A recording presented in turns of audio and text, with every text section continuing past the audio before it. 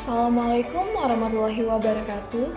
Halo semuanya, nama saya Herveniha. Saya mahasiswa PPG Prajabatan tahun 2022. Pada kesempatan kali ini, saya akan memaparkan materi mengenai manusia Indonesia dengan mata kuliah Filosofi Pendidikan Indonesia. Yang pertama ada identitas manusia Indonesia. Identitas manusia Indonesia merupakan identitas manusia yang menghayati nilai-nilai kemanusiaan khas Indonesia.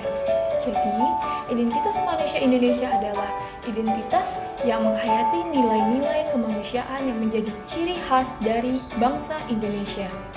Kemanusiaan Indonesia merupakan pengalaman manusia Indonesia yang terbentuk secara rasional, dialog, historis, sejak sebelum adanya negara Republik Indonesia sampai dengan kini dan masa depan. Jadi, kemanusiaan Indonesia merupakan pengalaman dari manusia-manusia Indonesia yang terbentuk sejak sebelum adanya negara Republik Indonesia sampai dengan masa depan.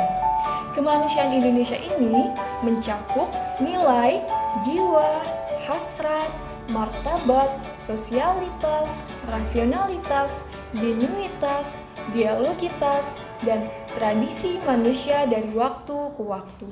Jadi, kemanusiaan Indonesia ini mencakup nilai, jiwa, hasrat, dan tradisi Indonesia dari waktu ke waktu.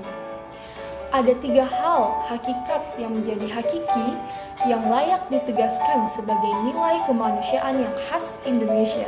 Yang pertama yaitu ada nilai Kebhinneka-Tunggal-Ikaan. Yang kedua ada nilai-nilai Pancasila. Dan yang terakhir yaitu ada nilai religiusitas. Manusia Indonesia lahir, hidup, dan berkembang dalam Kebhinneka-Tunggal-Ikaan. Di dalam pengalaman berelasi, berinteraksi, berdialog, beraktivitas, dan memperjuangkan hidupnya, orang-orang Indonesia menemukan makna keindonesiaannya yang kaya akan keberagaman atau kebinekaan. Keragaman di sini meliputi keragaman agama atau kepercayaan, keragaman ras, dan keragaman-keragaman lain. Di dalam nilai keragaman terkandung nilai kemanusiaan. Nilai kemanusiaan yaitu nilai yang mengakui adanya hakikat dan martabat manusia, mengakui keberadaan manusia, menjunjung tinggi nilai kemanusiaan, dan berlaku adil terhadap sesama manusia. Dan juga sikap tenggang rasa dan tidak semena-mena terhadap orang lain. Menurut Ki Hajar Dewantara, suatu bentuk dari sifat Bhinneka Tunggal Ika manusia adalah azas trikon yang mengajarkan bahwa di dalam pertukaran kebudayaan dengan dunia luar harus kontinuitas dengan alam kebudayaannya sendiri, lalu konvergensi dengan kebudayaan lain, dan akhirnya jika sudah bersatu dalam alam yang universal bersama mewujudkan persatuan dunia, tetapi tetap dengan budayanya sendiri. Manusia Indonesia sebagai manusia Pancasila. Salah satu pandangan Pancasila tentang kehidupan manusia dalam masyarakat adalah harus berada dalam keselarasan, keserasian, dan keseimbangan antar pribadi dan masyarakat. Jadi, Pancasila mengajarkan agar kita tidak hanya peduli terhadap urusan kita sendiri, tetapi harus memperhatikan lingkungan yang ada di sekitar kita. Pancasila, menurut Soekarno menjadikan Pancasila sebagai identitas bangsa Indonesia dan sekaligus manusia Indonesia.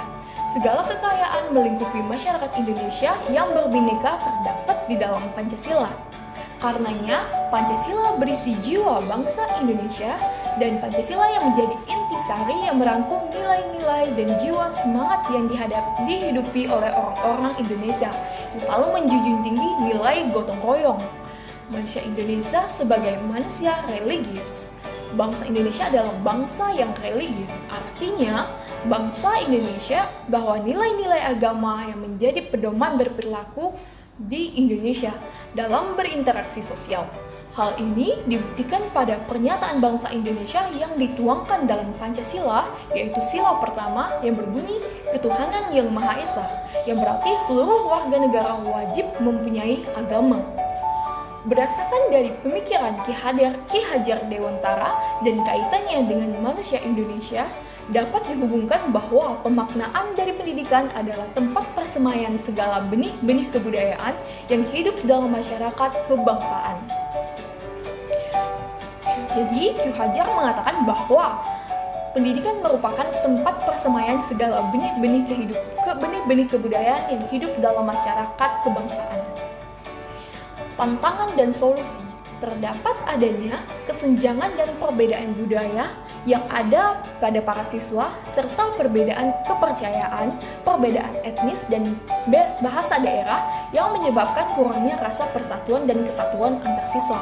Untuk itu, dalam menghadapi tantangan ini, adapun solusi kita sebagai pendidik atau guru, yaitu penting untuk kita memahami keunikan individu atau peserta didik dengan beragam latar belakang. Demikianlah pemaparan materi dari saya. Terima kasih sudah menonton, dan saya akhiri dengan wassalamualaikum warahmatullahi wabarakatuh. Jangan lupa subscribe, like, dan komen. Terima kasih.